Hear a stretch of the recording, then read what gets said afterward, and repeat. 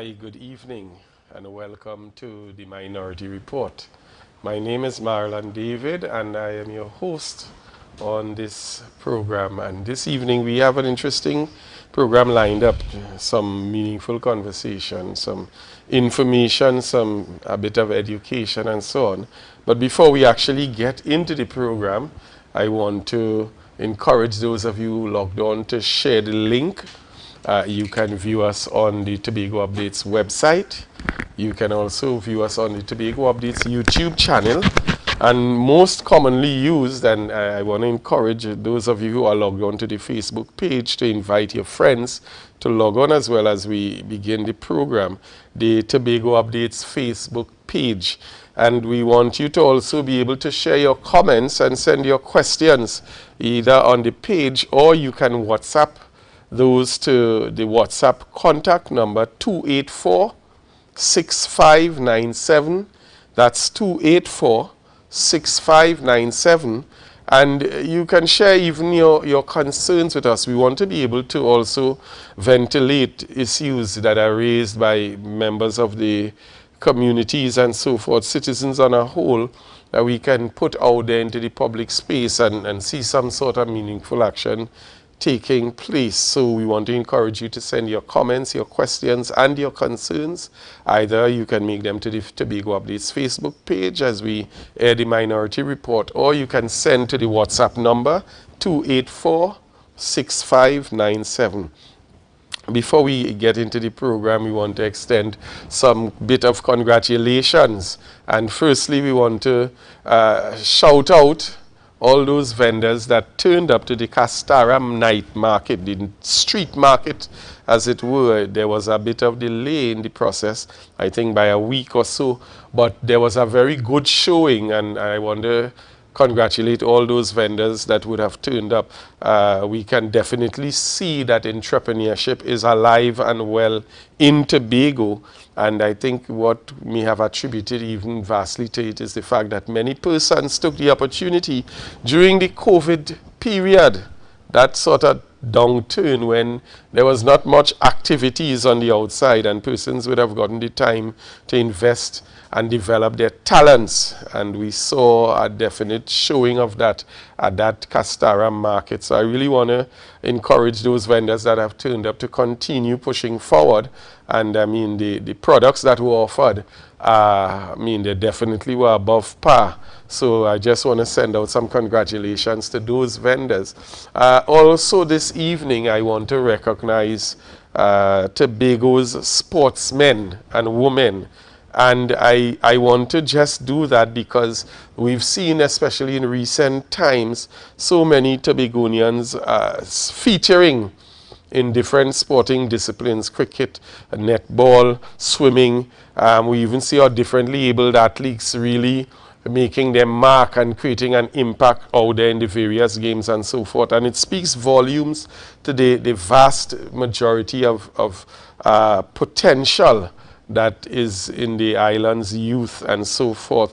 And so I really want to congratulate our island sportsmen. Continue to persevere amidst the challenges and so on. We're now coming out of the pandemic where sports and training is something that I'm seeing teams training all over the island now. And so there's an accelerated effort to get back into the system. And even with that and those challenges that were experienced, we still see our local athletes maximizing on their potential and really getting out there and competing with the best, either in the region or around the world, and still standing out. So congratulations to our athletes.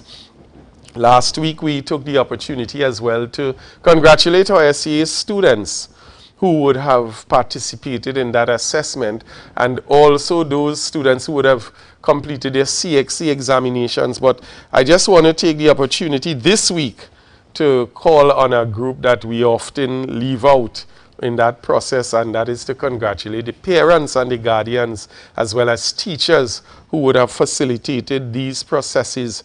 And sometimes it's easy to just focus on those that take the assessments and take the exams and not recognize or take for granted the sacrifices that were made so that these children could have had this opportunity. And so I really want to hail all parents, guardians, and teachers who would have facilitated the students in their quest for the SEA assessment and the CXC and CAPE examinations, providing the necessary equipment and necessary things. I mean, creating the environment and the forum, and in many cases, just giving the encouragement to the students so that they could push forward amidst the challenges that we would have experienced. And so the students had some challenges, and more so it was with the help of the parents, teachers, and guardians that they were able to now overcome and go forward into those examinations and assessments. And really, really, we look forward to the best. And even as they switch or transition into the next chapter, those who would have done the SEA assessment, they're heading off to secondary school, and those who would have completed their CXC and CAPE, we know some of them would definitely be transitioning to tertiary level. We want to encourage parents and so on and guardians to continue to hold fast and continue to make those sacrifices as we invest in the future and the next generation of our citizens. This evening, I want to extend condolences as well to the family of former Assemblyman Clarence Jacob. We understand that his mother has passed away, and in this time of bereavement, we really want to extend that condolence to him and his family, and also to extend the opportunity that in any way possible that we can assist. Please let us know, and we stand firm and as a source of strength in support of the family of former Assemblyman Clarence Jacob. And finally, in our list of congratulations, I want to just mention before we go to the break, our seniors. And we will have a bit of discussion when we come back from the break, but I want to also congratulate our seniors. We oftentimes overlook the contributions that have been made to seniors, those who would have retired and so forth and are now at home, or who do considerably less in terms of work than they would have done for 30 and 40 years in the systems, whether it's public service or even contract workers. So it's easy for us to ignore them, but this evening I want to take this time and the opportunity to say thank you to our seniors who would have contributed to the development of Tobago, and I mean they would have contributed in a time where things were done in a much harder way, more difficult. There was a lot of manual effort involved, and yet still it never dissuaded them from their efforts. So I really want to say this evening, we want to congratulate and shout out our seniors who would have contributed vastly to bringing this island to the condition and the state that it is today, not just in terms of infrastructure, but intellectual capacity and human development. So this evening, as we come out of those congratulations, we're going to go for a break. I want to encourage you once again to share the live, share the link, log on to the Tobago Updates Facebook page. And if you want to send your comments and your questions, you can send them to 284-26597. That's 284-6597, the WhatsApp number. And we're going to go for a break, and when we get back, we'll have the members of the Minority Council joining us. Stay logged on, stay locked on, and we'll see you when we get back.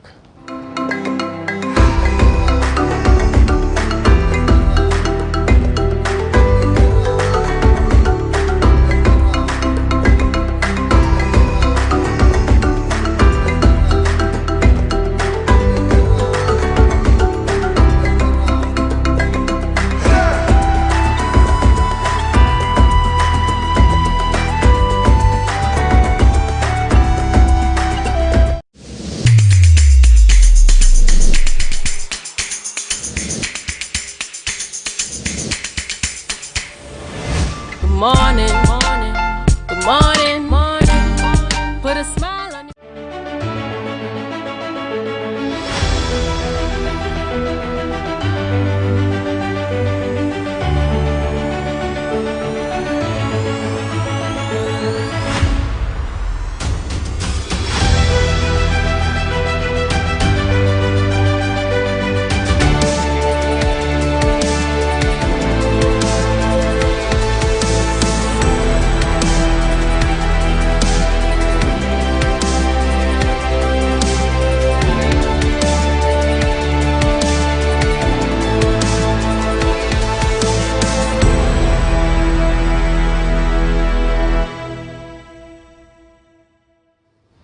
Welcome back to the Minority Report this evening, and as we would have been discussing a few things and sending out congratulatory messages, I want to take the opportunity now to welcome in studio with us this evening Minority Councillor Mrs. Petal Daniel Benoit.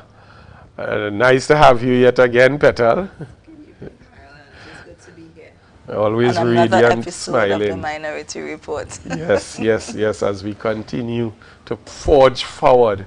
Also, with us virtually this evening, I believe he's already online.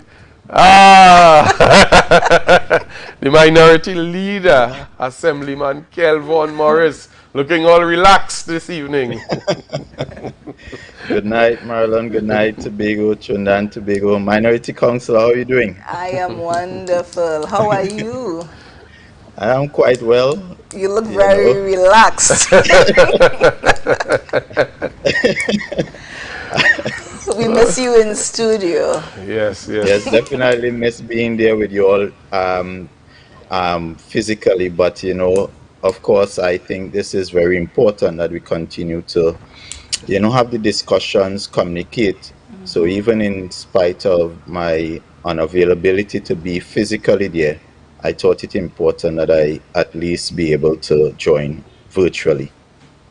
Thank you very much. That is what we call commitment, even beyond the call of duty. Making you our priority. Yes, making you our priority. That is the epitome of the watchwords of the Minority Council. We've been having a discussion, and I want to just get back into it. What we ended the previous segment on is congratulations and a sort of call to our seniors. And I think that a lot of the times they are overlooked in terms of their contribution to society, and we often see, and I know Minority Leader would have had several conversations even recently where seniors would have indicated that, sometimes they feel tossed aside, So I don't know if you all want to share. We actually have a clip that we're going to touch on, but if you all want to share as well in terms of how you feel about the contributions that we've seen a lot of our seniors make to Tobago's development. Well, Marlon, first and foremost, let me also join in extending condolences to former Assemblyman Clarence Jacob and his family. I woke up to that very solemn and sad news this morning, and I just want, on behalf of my own family, myself, the minority team, to extend our deepest condolences to him in this time of deep bereavement and sadness. True. Minority Councillor? Yes, I also want to extend condolences on behalf of myself and my family to former Assemblyman Jacob and his entire family. We pray for courage and strength during this very difficult time. In terms of contribution of our seniors, coincidentally, today I would have attended a funeral of one Mr. Seafort, and I want to also extend condolences to the Seafort family.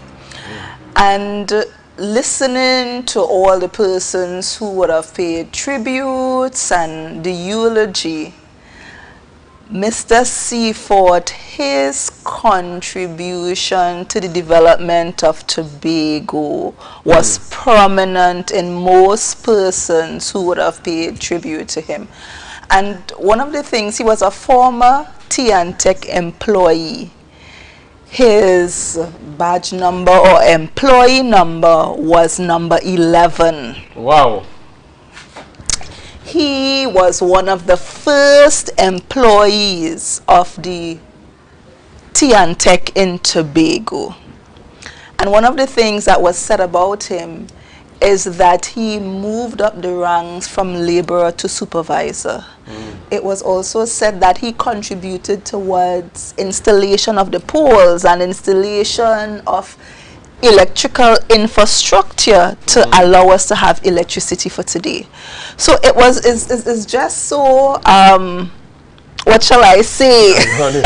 ironic that this evening, you know, we will be having the discussion about the contributions of our elders. And this is just one of many of our elders who would have laid the foundation, sorry, who would have contributed towards the development of our island. And the efforts of our seniors and our elders are why we are here today and why we are the people who we are, because they would have True. worked hard and they would have contributed. And apparently Mr. Seafort would have been ill, had a childhood illness, and that would have accounted for him not completing primary education. But he ensured that all his children was educated and got at least secondary school education. So it just shows the contribution and the commitment of our elders to the development of our island and our society. And again, this is one in many, and we want to pay homage. We want to thank them for all that they would have done for laying the foundation for us. So true. Petal, is this And Mr. great. Seafort from Wilson Road? Yes, Oh, oh my, wow. yes, he died at I am- 97, and he died Yes, the day after his birthday. Wow. Mr. Seafort was such a wonderful gentleman. I remember when I walked during the December 6th elections campaign, and he wasn't well at the time, but he was adamant he wanted to meet me, and he had so much to say, so much stories.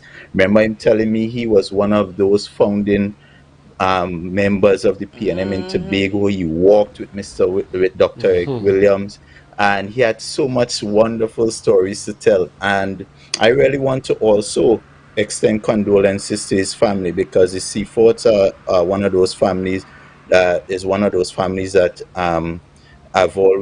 my family has always had a good relationship with as well. So on behalf of my family, I really want to extend condolences as well to the rest of the Seafort family, Elijah, and the rest of the family members. Wow. And Minority Leader, I want you just to share a bit in terms of, just as the Minority Council would have done, in terms of how you feel about our seniors and their contribution. I know you definitely encounter a lot of those conversations. Well, I've always been fortunate. I grew up with my grandmother as well. I've always been fortunate to be in the loving care of elders, and I see elders as our seniors as our real gems, and I've always said that our seniors are the persons who would have paved the way for us, and allow us to enjoy the quality of life that we now come to enjoy here. So therefore, I'm reminded by that famous quote of Mahatma Gandhi, which said, "A nation is really measured by the way it treats its most vulnerable, including our seniors." And therefore, we must do all that is in our power to ensure that we provide the kind of care, the kind of support, the kind of recognition for our seniors. It is important. In everything I do, I try to ensure that we celebrate our seniors. It's important to celebrate them and not make them feel, like they are a burden to society. In fact, I think our seniors always have a contribution, and therefore we must find a way how we integrate our seniors with the youth, so we have that kind of knowledge transfer and that kind of thing. Exactly. So I continue. I would tell everybody, Mrs. Claudia Groom Duke took me under her wings, and she would have mentored me. Even now, I can call on her. I call on her for advice because she has so much to contribute. Even now, she has a wealth of experience and knowledge when it comes to social work and all the politics of the day. So I always look to persons like herself. I look to all the elders within the PNM, and you have to show them respect, because as I said, the elders, our seniors, are the ones who would have paved the way for all of us now the opportunities that we come to enjoy today. Exactly. And I mean, minority leader, you said it. I mean, you hit the nail on the head, I should say.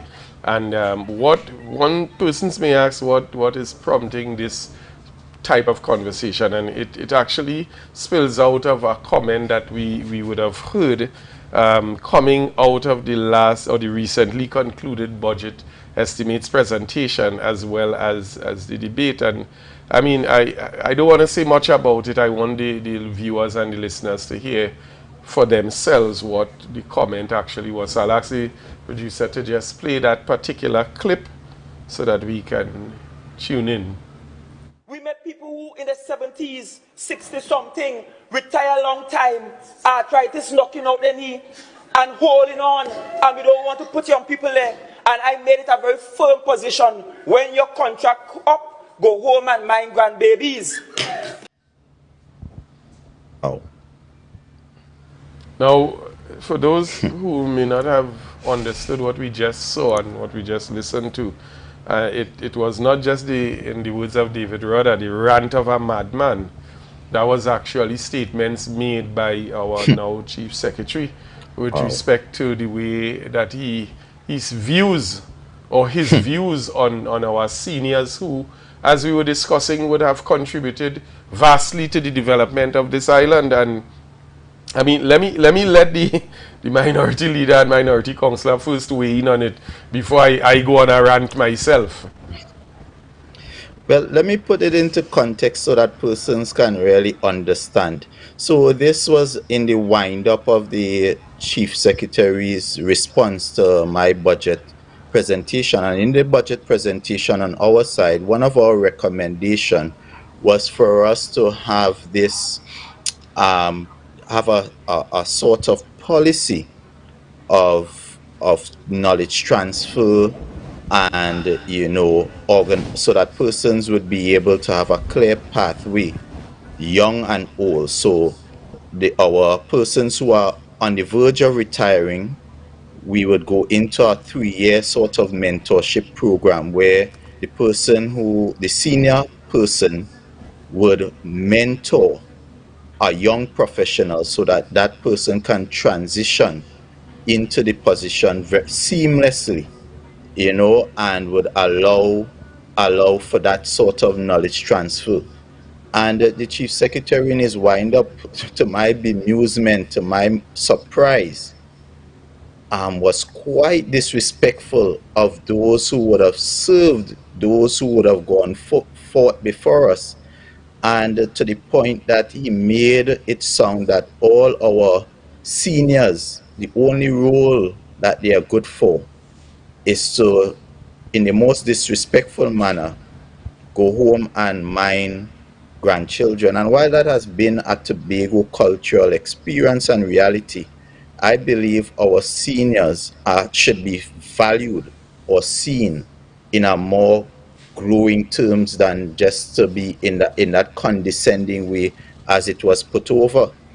I was really shocked at the fact that not only did he use that kind of condescending and disrespectful remark, but he talked about some of the challenges that our seniors would go through, arthritis. And I mean, for someone who is leading the island, I would caution him to be a little more caring, to be a little more, respectful to our seniors, to our elders, to those who would have cared for us. And I am hopeful that I'm calling on him to make an apology to all persons, all seniors in Tobago and Trinidad and Tobago, because I find that comment was very disrespectful. And what is even more hypocritical and disingenuous, as we continue to point out about this Chief Secretary, in his own capacity, he continues to hire persons who are over 60, even persons who are over 70. So in one breath, you have him here describing seniors in the most condescending and disrespectful manner. But in the same breath, you are doing the very things that you are against. So I don't understand. You know, it is so amusing how clear this chief secretary double speaks. He says one thing and does another. And I continue to ask the Tobagonians, when someone shows that kind of character, can you trust that kind of person? Can you trust someone who would say one thing and then do the complete opposite? And I'm certain that Tobago will answer. Tobago will answer that question very, very soon. Minority Councillor, you were present at that sitting, and the only thing I'm upset is that the cameras didn't focus on both your faces when you would have made the comment, because I'm certain they would have seen a real shock on your faces. Yeah. And just before Minority Council, what you would have heard in that clip as well was the laughter coming from those from the team members, his colleagues. From the team members. So they saw it as funny. Yeah. Something as disgusting, as despicable and disrespectful as that. They thought it was funny to laugh at our seniors, to laugh at the contribution of our elders. And I'm surprised the media has not carried this in a more serious way, because that to me is the highest level of disrespect. Well, if the media may have missed it, the media definitely is going to catch it after tonight's program, because this is definitely one of the things, and the call has already gone out, and I know the Minority Councillor will see our call to him as well to apologize. So, Minority Councillor, share your experience. Well, at the time, I was actually out of the chamber, but I would have heard, and when I came back in, Minority Leader would have alerted me to the comments, and then subsequently I would have heard it while reviewing the wind-up of the debate. And again, as children, we are taught to respect our elders and those in authority. And yes, I understand that you want to make opportunities available for young people, but it's not what you do, but it's how you do it. So you don't have to speak to our seniors, you don't have to speak to our elders in a manner that is unbecoming, that is degrading, that is disrespectful. Unbecoming. To me, you have to be respectful at all times, even if someone would have offended you in whatever way. And it wasn't right for the Chief Secretary to express himself in the way that he did. And we also have to consider people's feelings. For persons who would have worked hard, who would have laid the foundation, who would have done all in their power with whatever little resources they would have had at the time, to make a foundation and to make a solid contribution to the development of our island, to be hearing you be described in that way, I'm sure it was hurtful for them. So I joined in the Minority Leader in asking the Chief Secretary to apologize, and to our senior citizens in particular. And I caution him to be careful with his utterances and how he speaks, not only to seniors but to people generally. It's not what you say, but it's how you say it. And my perception is my reality. And there's a saying that people remember how you made them feel. Yeah, so speak to them in a way that they feel respected, that they feel valued for their contribution. So we are calling on the Chief Secretary to please apologize to our seniors. Thank you very much, Minority Councillor. And you heard it this evening.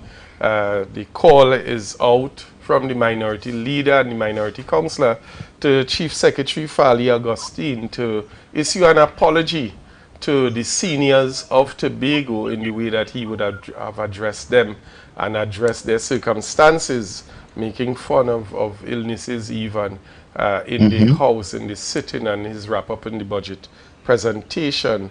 So we are calling on different members of the media even to carry the message, even if he doesn't get it, because I'm certain he may be not at home looking at the Minority Report, but he'll definitely look at it when he gets home tonight.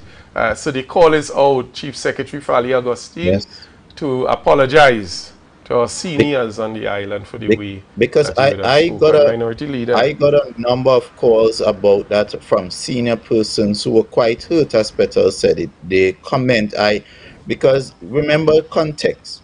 We were speaking about succession planning, and of course we all appreciate that, you know, we have to create more opportunities for young persons, and we all accept that there are some skills that could be, through a sort of strategic program, can be passed on and allow the young people to seamlessly integrate into the system.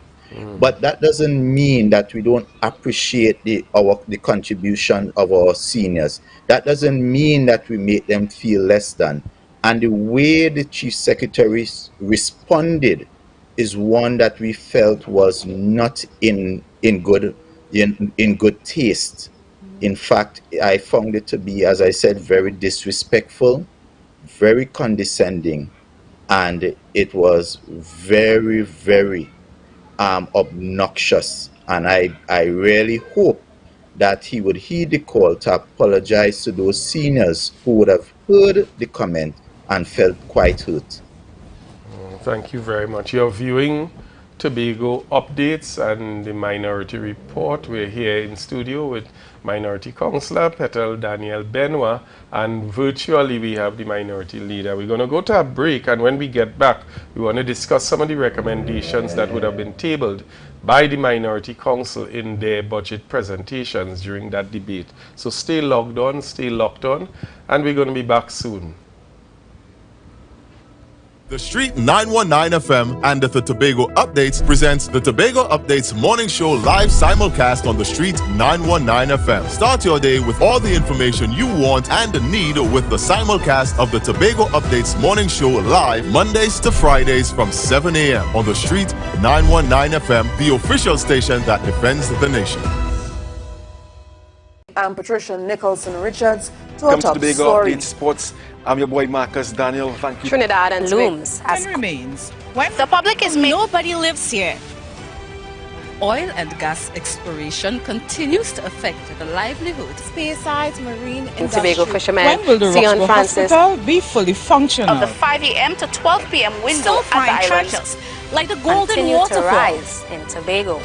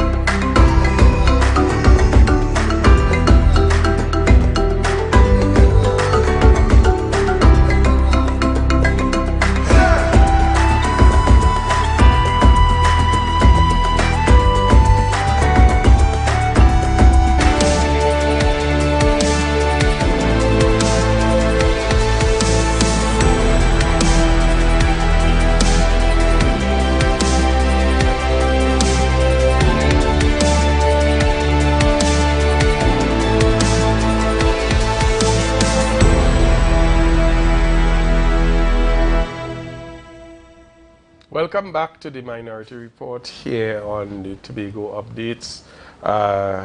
We're going to continue our program this evening as we launch into a bit of discussions with respect to the recommendations that we heard being tabled in the House at the 7th sitting by the Minority Council. We're going to actually discuss a bit about tourism this evening.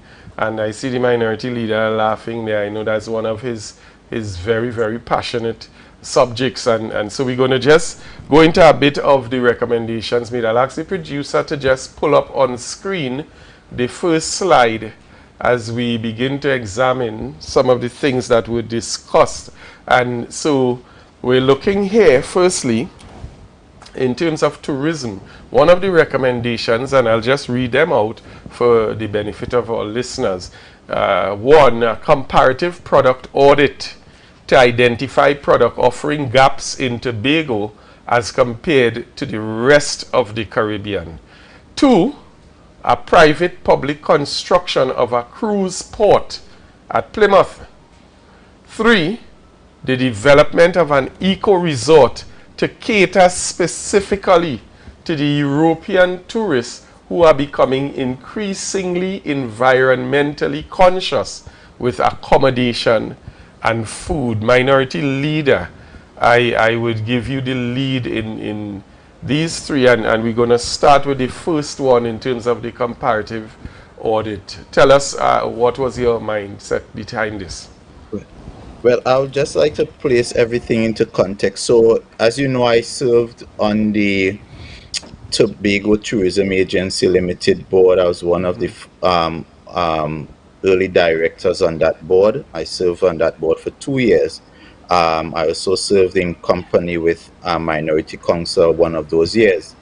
And because of the experiences, because of the knowledge transfer, because one of the things I really wanted to commend the Kelvin Charles administration, and then later led by Ansel, is the fact that the board was primarily composed of industry experts. So our chairman, our vice chairman, they were all industry experts who would have had qualifications at even the doctoral level in tourism development and that kind of thing. So they came with a wealth of experience. And then, of course, you would have had those persons who were involved in the actual tourism sector as well. So it was a really good mix of persons.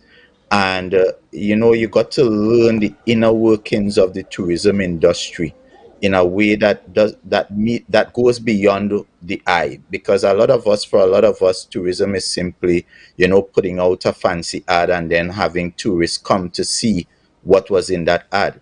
But there's a lot of work that goes behind the scenes, and therefore it means we as an island, one of the first things I saw based on coming out of that experience, I believe was critical, was for us to understand our competitive advantage. What are those things that we have that we can leverage? And what are those things that others have that they are leveraging that we may not have?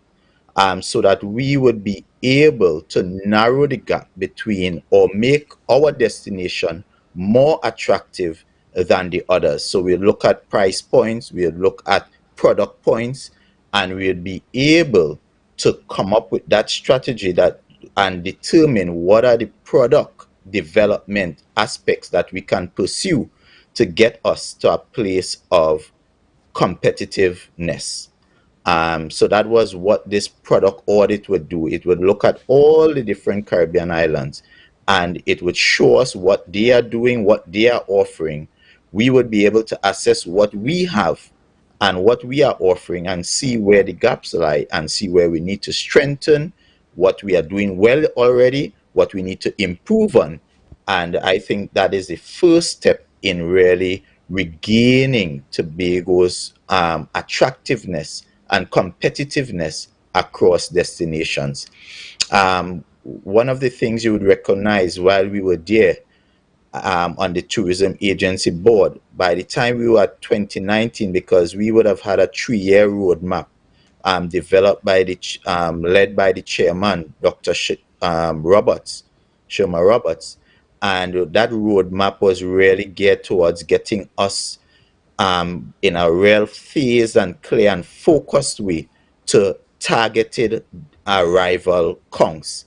And we were well on our way. We had started to make inroads in markets such as Canada, where we were not before. We were making inroads in the Caribbean. We started to make inroads even in USA.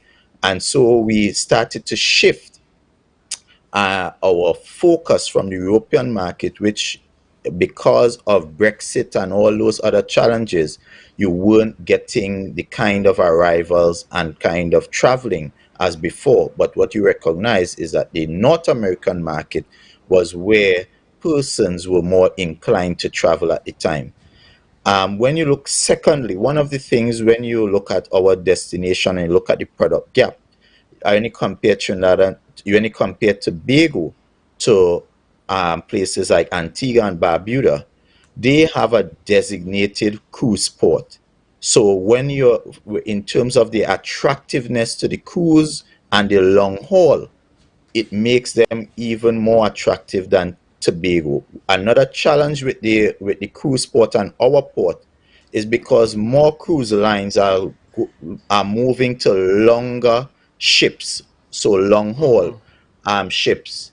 Our port is unable to fully cater to accommodate those type of ships as well. So right away you get cut out of the market in terms of being able to accommodate some of those ships. So with a designated cruise port where you can perhaps have a duty-free zone and all that, it would make the cruise business in Tobago will definitely grow. And we thought Plymouth being a natural harbor, in the history of Plymouth is one where it's a natural harbor.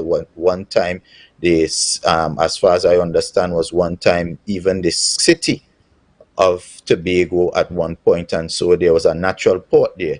We think Plymouth is perfectly situated for an investment like that.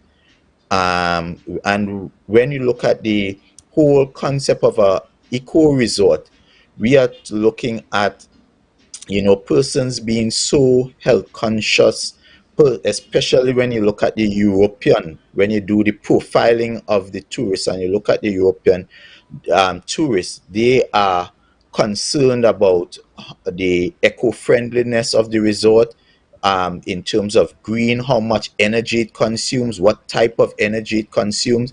So, and they're into yoga, they're into eating very healthy. So you have to ensure that it's fresh fish, and they seldom eat meat. They more want vegetables and that kind of thing. So it is specific. You have to have an accommodation that can specifically cater to those needs if we are to expand our target group of travelers, especially coming out of Europe.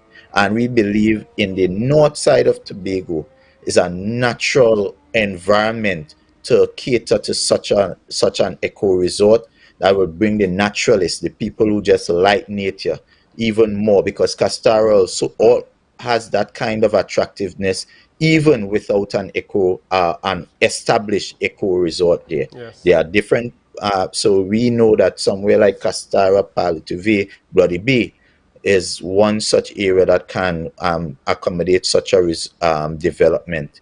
So it is in that, because we felt it important that yes, marketing is important, but our product development has to be that driving force. We need and we must develop and expand our product offerings if we are to be competitive with the other islands. When you go to Barbados, Barbados have a variety of accommodation types. From eco, you can stay in a 5-star resort, you can stay in an all-inclusive resort. A number of the resorts are world brands, so that there's brand equity, brand trust, and that is what drives the tourism, so that persons are able to recognize the brand and know that I can expect a certain level of quality. And just to add, Marilyn, I think all of these recommendations are very practical and provide us with an objective view. If you look at number one, in terms of the comparative product offering, a number of times we have visitors, and even our Tobagonians, we look at what other countries are offering and we compare and we look at price points and we look at the actual product. And sometimes people feel that it's more economical for them to go to another destination. So if we look at what other destinations are doing when compared to what we are doing and what we are offering, and compare prices and the product, it will help us to increase or improve our product offering, both in terms of what we offer to our customers in terms of tourists and the price with which we offer it with, and as well as the cruise port that is suggested for Plymouth and a designated cruise port. We would have seen here a number of times cruise ships will come and it would affect the day-to-day operations at the port. Sometimes the cargo boat may not be able to dock while a cruise ship is in port, and all the disruption and disturbance. So to have a designated area for a cruise port, we see as important. And as you say, the traffic congestion in Scarborough. So these are all practical initiatives that we feel that can be implemented to improve and increase our tourism product. Well said. And so we're still dealing with tourism, and we're going to move on to the other three. And this is, I'm particularly interested in this part of the recommendations because it's actually tied to part of the discussion we were having. So number 4, development of a retirement village in the North Side Tobago to attract retirees. Number 5, free customer service training and certification programs for all residents over 18. And I'll want us to expand on this a bit. And number 6, the establishment of an integrated tourism booking and tour rewards system for all stakeholders. Very, very important if we are to become more competitive in terms of the tourism sector. So let's go. Development of a retirement village. I see the minority leader smiling. I don't know if he wants to jab at this one first. Well, I tell you, seniors are always on my mind, and you must have something. You must cater to the seniors. So, of course, as if you want to, the seniors are a catchment group that always likes to travel. After you worked hard for a number of years, the Caribbean is always a place a number of seniors gravitate to, and we believe if we can create a retirement type village or area in Tobago especially, and one of the things about the North Side is one of those areas that remains very pristine, very tranquil, scenic. Just watching the ocean is very therapeutic as well. And we believe you can leverage those natural aesthetics and ambience, and coupled with with the type of accommodation would make North Side of Tobago the gems in terms of tourism and the attractiveness. And I think that is again something that is very practical, very real, and it would send a signal to the seniors that Tobago is an island that cares for seniors. Tobago is an island that will ensure that you can get the kind of retirement that you deserve as well.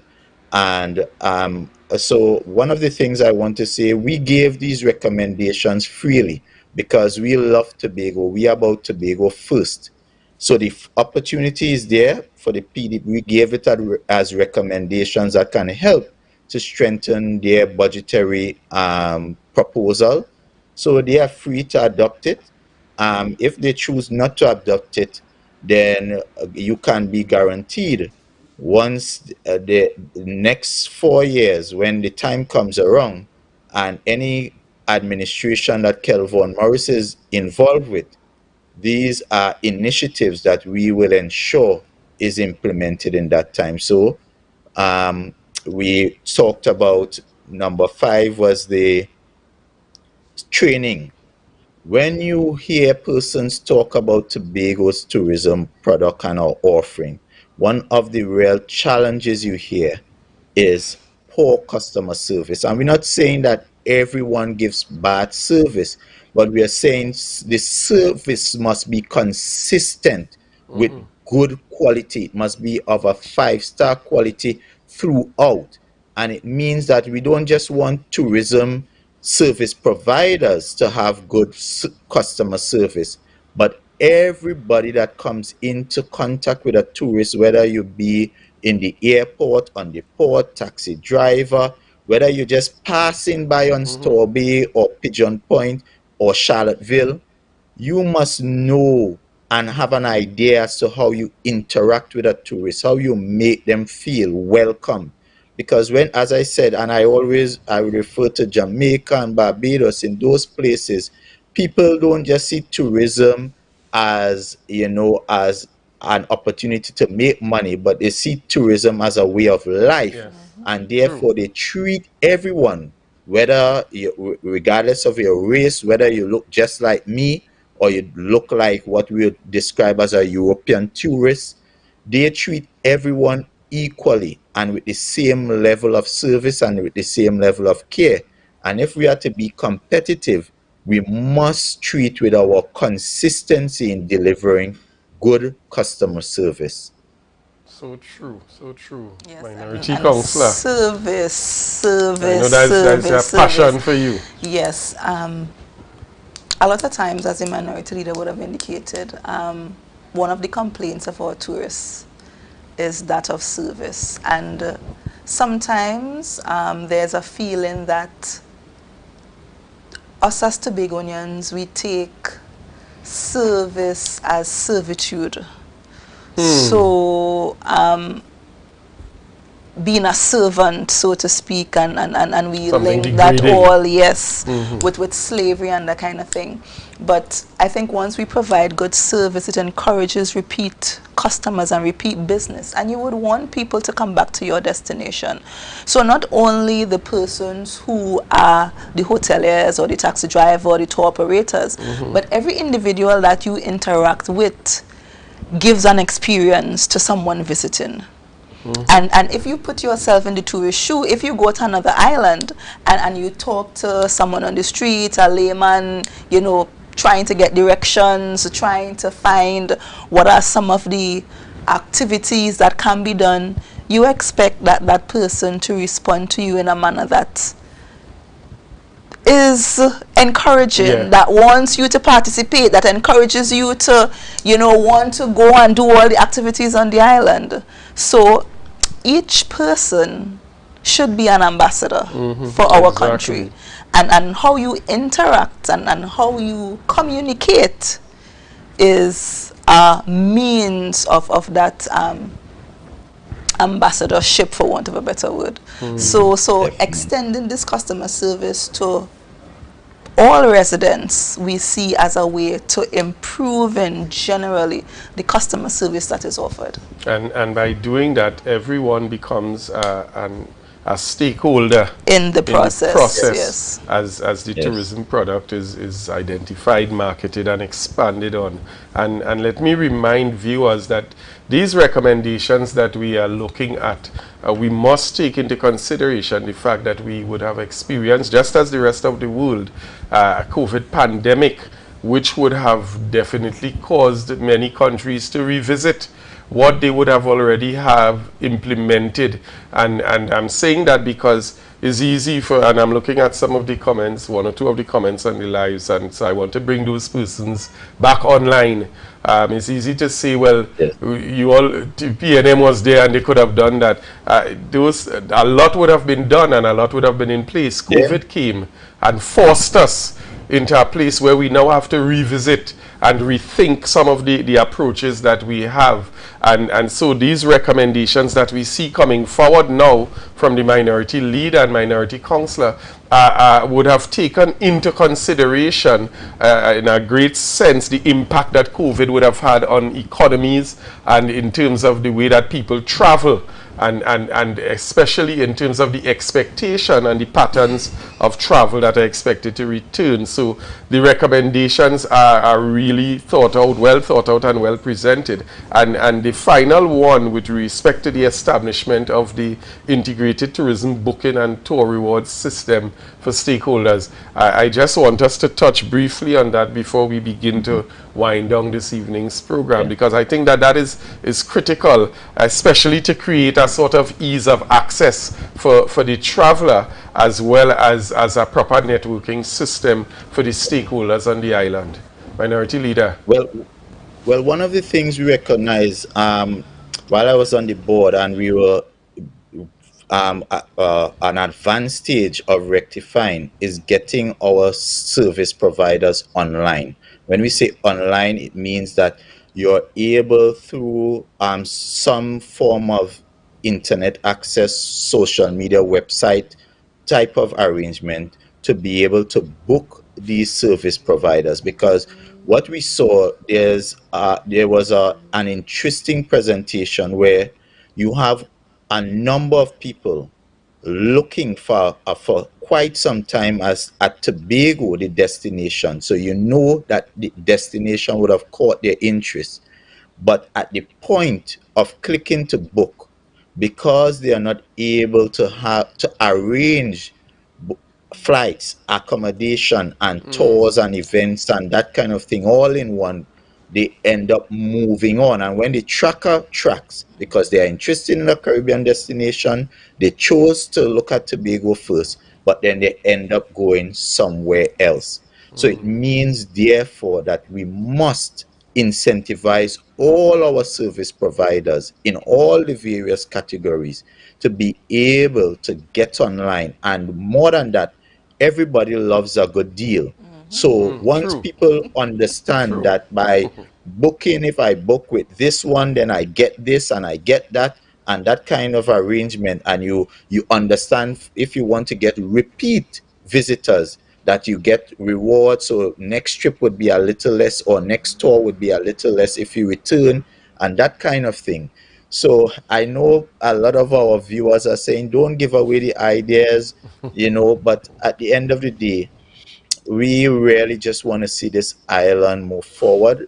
I know for a fact, when both Petal and I and that board, or that tourism agency board, we did a lot of good work. We were on a pathway of a windfall in tourism arrivals, but unfortunately, COVID happened, and that really stymied all the growth and all the advancement that we would have made, all the connections. You recall, we had Sunwing, there were a number of development. And before we wind up, I want to remind Tobagonians as to who took credit of running Sandals. That Sandals development would have been ready by now, so that now that we would have been coming out of the pandemic, it would have been perfectly positioned and poised to take Tobago into that new realm and make Tobago one of those new destinations of choice. It's just like Guyana, how Guyana is one of those virgin territories with oil.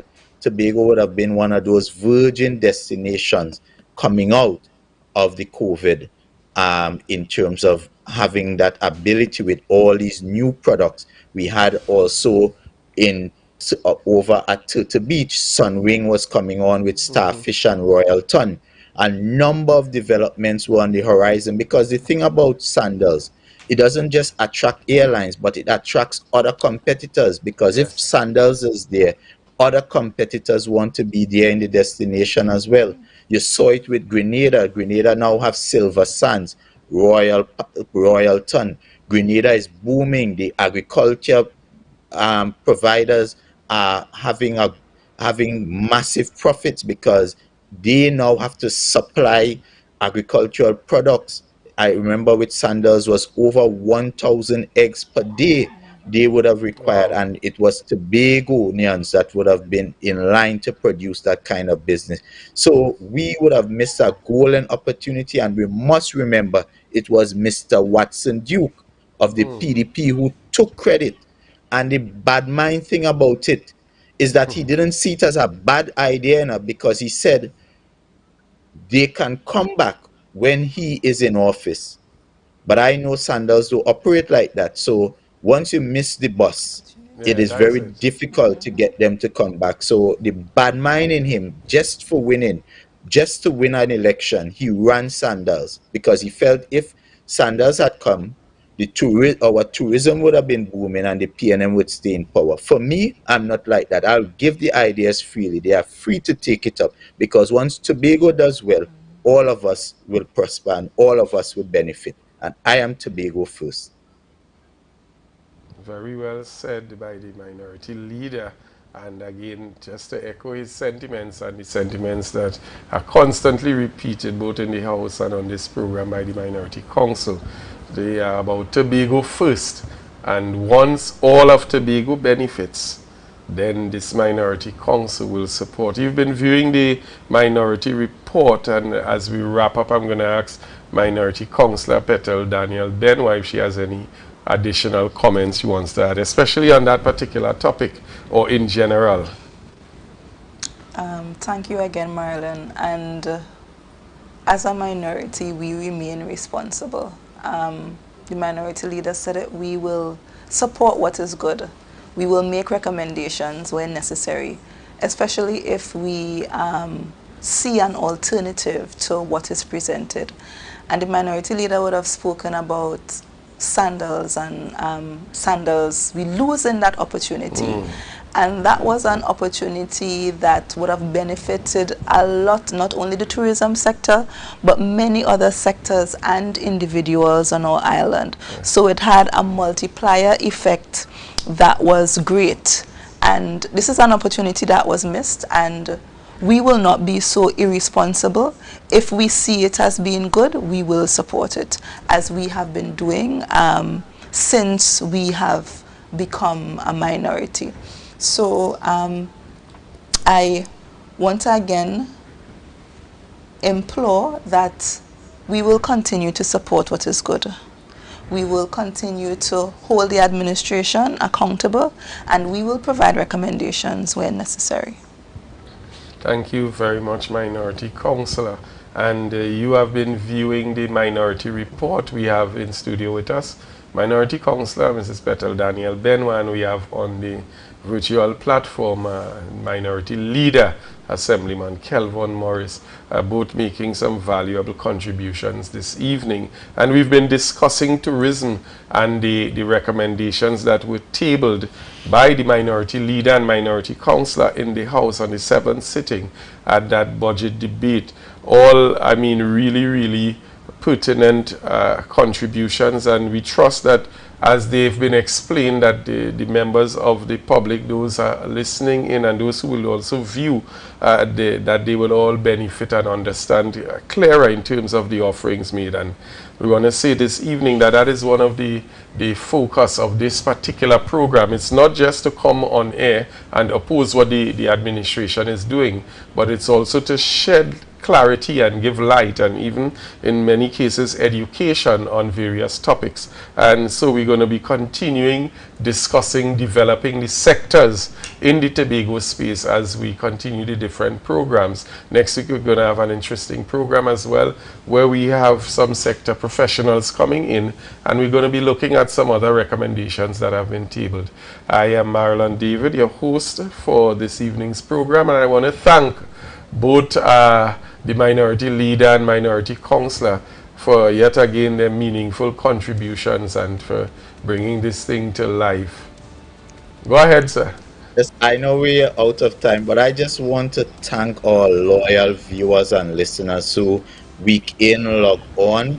Though some of them oppose, some of them support, but we thank each and every one of you for your presence, and we look forward to seeing you logged on next week, Tuesday, God Spare Life. May God continue to bless and keep us safely in this time of a pandemic. Thank you.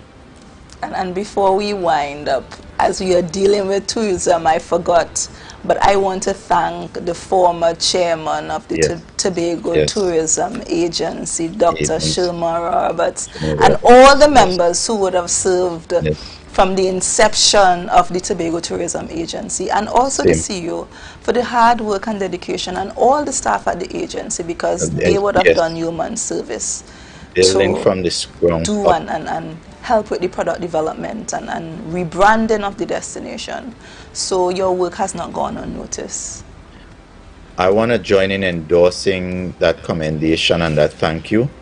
And Dr. Roberts, we hope that in the future we can call on you.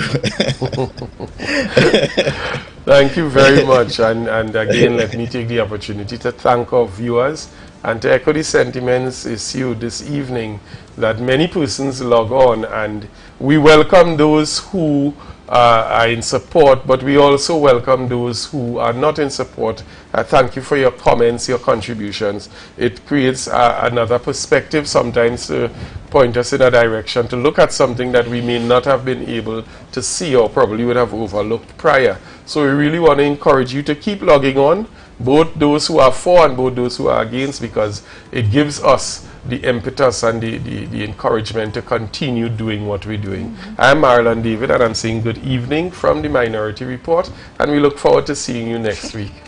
Have a wonderful night.